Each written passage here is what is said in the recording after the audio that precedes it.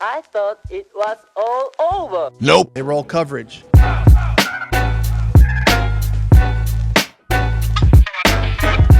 I'm not even going to go too crazy with this one. There was a recent discussion, you might have heard about it. Would you rather have Aaron Rodgers or Eli Manning's career? Now you talk about Tom Brady. If you had to pick a career to have, I'm going to have Aaron Rodgers' career or I'm going to have Eli Manning's career. Who career are you taking? You want the rings, dog. You don't want. That's all that matters is the rings. Eli got two. Guess what fans don't celebrate? MVP trophies. We don't give a about that. That's for you, buddy, to sit at your crib. Yeah, I feel that. We give a about rings. Now, obviously, you got Rodgers on one side. He's got, I don't even know how many MVPs at this point, a bunch of them. He's got a Super Bowl. He's got a lot of personal accolades. So that's great. If you want to be the diva, you want to be the guy in the room that's like, hey, everybody look at me. I mean, I guess he's going to be a first ballot Hall of Famer, but, you know, he throws a really pretty ball. That's pretty much it. The one Super Bowl is a little bit of a pullback for me. Eli Manning, you of course know him as well. The only man to beat Tom Brady twice in a Super Bowl. Stop that man from going 10-0. Nick Foles as well to help Brady get stopped at 7.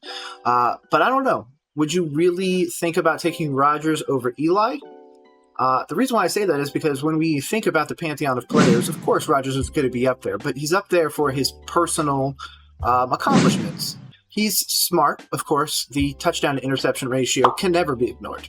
And when it comes to overall touchdowns, he's got more than Matt Stafford and Kirk Cousins. So he's of course above that echelon of quarterback. So he's up there with Eli Manning at least. But I seem to remember a time when Super Bowls mattered. I seem to be alive in a time when playoff wins matter. When having success in the postseason is what mattered, and it's not a regular season award. It's kind of this weird thing, okay? Everybody wants to give Aaron Rodgers all this credit for these MVPs. Everybody wants to say that Aaron Rodgers is what led the Packers. He's this pantheon. He's just all this great thing. It's all because he throws a perfect spiral. Wow, that's what everybody's so enamored with. But when it came to production on the field, it was always him. We go back a few years when we hear that he was literally dirting balls because he didn't like Matt LaFleur's play calling. There's times where you can literally see him just go, yeah, I don't really see it, and just, we're done. We're done with the play. Like, he's giving up. He's not doing anything. He's trying to make sure his numbers are secure. Whereas you go to the other side and you see somebody who's a little bit more loose with the ball, of course, in Eli Manning. But you see somebody that actually went to the highest level more than once. The reason why I say that I would most likely side with Eli Manning over Aaron Rodgers is because I can't give personal accolades so much cachet when it comes to Aaron Rodgers, but yet allow people to, we'll say, devalue them when it comes to a player like Lamar Jackson. Lamar Jackson has some of these personal accolades, yet people still think Josh Allen is better than him. Some people still think that, Joe Burrow is better than him because he went to one Super Bowl. I mean, it's the same thing with Aaron Rodgers. If Joe Burrow wins that Super Bowl and then spends the rest of his career, wins maybe 2-3 MVPs, is he truly better than Eli Manning? No. Eli Manning was actually able to win Super Bowls, and that's what this game is played about. That's why we play it. Obviously not me. I mean, like, NFL players. Definitely not me. Y'all would crush me. There's no way I could even get a yard, but I would damn sure try. But I can't. Rodgers has been a bigger problem than somebody like a Colin Kaepernick ever was. Colin Kaepernick was blackballed from the league for exercising his First Amendment right to protest. Yet we literally have Rodgers speaking out against a vaccine that helped a bunch of people during a global pandemic. He's railed against doctors. He's been very open about his political views. He's called out league offices, openly done drugs, and the league pretty much doesn't give a shit about it. So I think it comes to a different headway when you really look at what Aaron Rodgers got away with because he could throw a perfect spiral. Because that's what everyone's going to say. They're going to be like, "Oh man, you're going to devalue these MVPs." Okay, are you the same person that's giving Lamar Jackson the credit that he deserves over the people that he's better than because he won these MVPs? And I'm just putting it in that because of the valuation difference between when you want to prop up Aaron Rodgers as opposed to when you want to devalue Lamar Jackson. But let's just move over to some other things, okay? We're going to hop back in the time machine. We're going to go back to 2005, and we're going to look up some stats, okay? Okay, so what you're looking on your screen right now, Jordan Love versus Aaron Rodgers. Now, obviously, when it comes to the long-term pantheon of Rodgers versus Love to this point in 2024, of course Rodgers beats him. But this is the first year that Jordan Love got the reins and the first year that Aaron Rodgers got the reins. Jordan Love, 9-8. Aaron Rodgers, 6-10. He had more yards, more touchdowns, less picks, a higher rating, and it looks like they tied in rushing touchdowns. With a few, he's got about 40 more rushing yards, so they're pretty close to each other. But Jordan Love beats him. Now you can say that, oh, it's the cast around them, it's this, it's that, it's hey, he's just got great people around him. You mean the people that Aaron Rodgers said were subpar, and that's why he needed to leave to go to the Jets, where he had to go to a place that already had A+ defense because he knew that he would have to get carried in the playoffs? I'm sorry. When I think of the Packers, I don't think of Brett Favre. I don't even think of Aaron Rodgers. I think of defenses.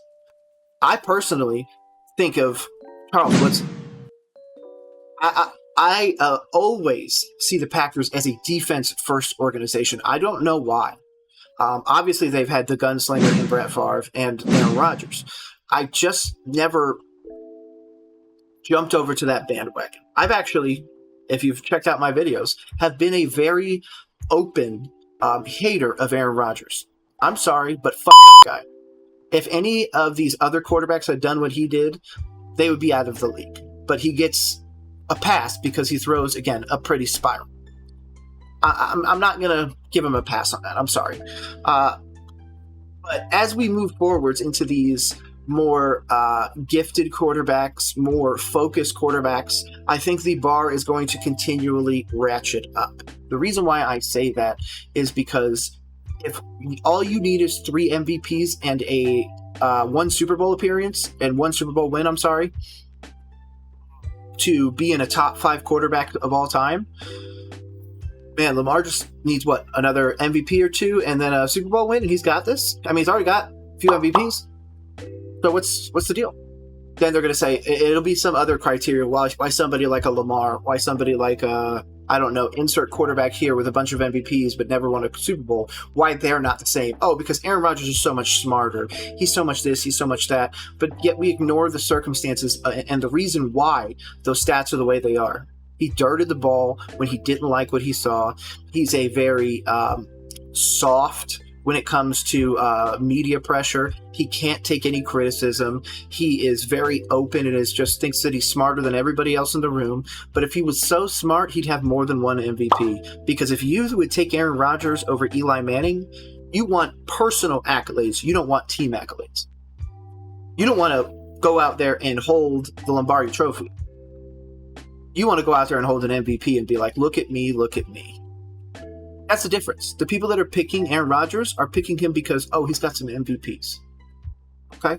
MVPs aren't Super Bowls. If you take away that Super Bowl, okay, we take away a Super Bowl from each. Eli Manning has 1. Aaron Rodgers has no Super Bowls, but he's got a few MVPs. Who's a better quarterback? Oh, and then they're going to go, oh, well, we need to look at the circumstance. The circumstance is 1 had 2 Super Bowls, 1 had 1. Or in this scenario, 1 had 1 and the other one had 0. So I can't get over this. Rodgers is some pantheon player, top 5 quarterback. When it comes to throwing a pretty ball, sure, give him top 5 in that. But when it comes to winning football games, that's not what he's doing. Was there a time where he was like, oh man, I went to the Super Bowl 3-4 times, but I just couldn't get over the hump? I would give you credit for that. You made it to a Super Bowl. I give Joe Burrow credit for making it to a Super Bowl, even though I think he'll never get back to one. if Aaron Rodgers gets back to a Super Bowl, it's not because Aaron Rodgers throws for 50 touchdowns and they go ham. It's because that defense carries him to a Super Bowl, and he's able to just not lose the game, essentially. So, with all that said, I would pick Eli Manning. And I think Packers fans would pick Eli Manning personally. Would you rather have 2 Super Bowls or 1 with Aaron Rodgers? I think you'd probably rather have 2 Super Bowls. Just saying. The Cowboys would sacrifice his firstborn for a Super Bowl at this point. So I can't even imagine a thing where you would be like, yeah, these personal accolades to a player that doesn't even like the Packers anymore means so much more to us than a Super Bowl would have. No, that's not how that works. But one of the things I also want to touch on, going to this new Packers squad, is the depth chart. Okay? So obviously we're looking at the depth chart now. Jordan Love is obviously quarterback number 1. Not even close. Then we go to running backs. We got Josh Jacobs and A.J. Dillon, Marshawn Lloyd, and Emmanuel Wilson. I love all of those running backs. A healthy Josh Jacobs and A.J. Dillon, I think, could have a 1,000-plus yard rusher and maybe an 800 or 900 yard rusher in A.J. Dillon. I also think Christian Watson, Romeo Doubs, Jaden Reed, Dontavian Wicks. I like Bo Melton.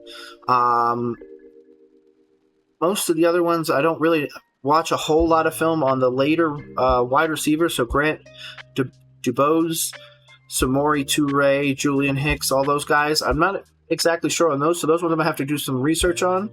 When we go to the tight end, though, Luke Musgrave, he's going to be great.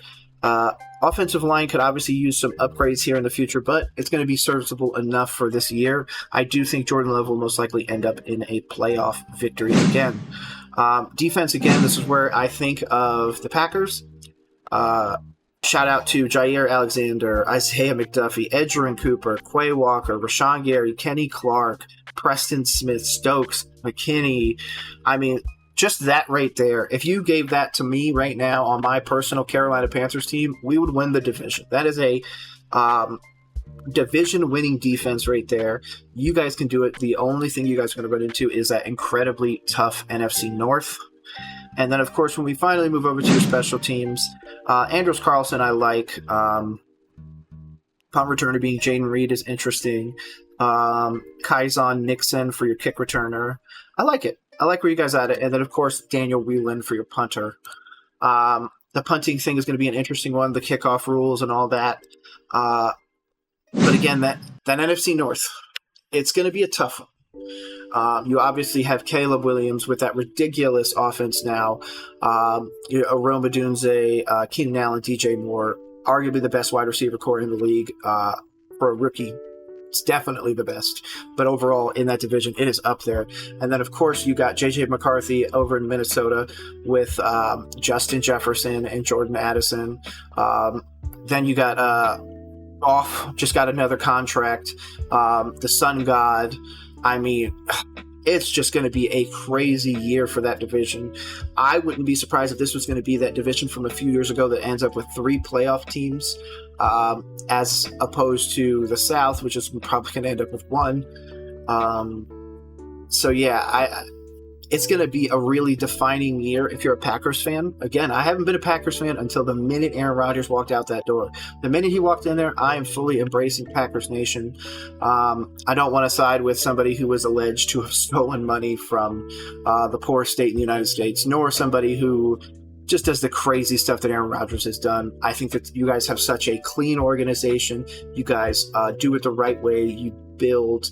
Obviously, Green Bay is a hard place to get free agents, but you guys still make it happen. I wish I could have been a Packers fan, but hey, man, I am a Panthers fan through and through, and I will hope one day that we can get a front office that is able to draft the way that you guys have over your entire tenure of your franchise. So with that, I'm not going to bury the lead anymore. I do think the Packers are going to contend for that first spot. I could see J.J. McCarthy in there at the 2nd or 3rd, but that obviously means the Lions fall out and the Bears would be in a distant 4. I think it's going to be a real crapshoot in this division.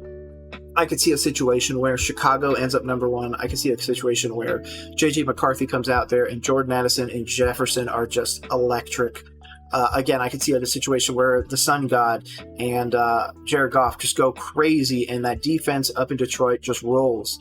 And finally, of course, I can see a scenario where the Packers and Jordan Love make a run for the Super Bowl. And if Jordan Love ends up with 2 Super Bowls and, say, 2 MVPs, I'm sorry, he's better than Rodgers. Just who would I pick to build my franchise knowing that I would win that by the end? Saying, at one point I'm going to win the Super Bowl with my quarterback. Or would I rather take 2? I'd rather take 2. So for that reason, I'm sorry, Rodgers. I'm definitely taking Eli Manning's career. I think the Packers fans would agree, but if you don't, make sure you put it in the comments below. My name is Nick. This has been Real Coverage. Hopefully you guys are subscribed and come back and check out more content with us soon. Otherwise, have a great day. Peace.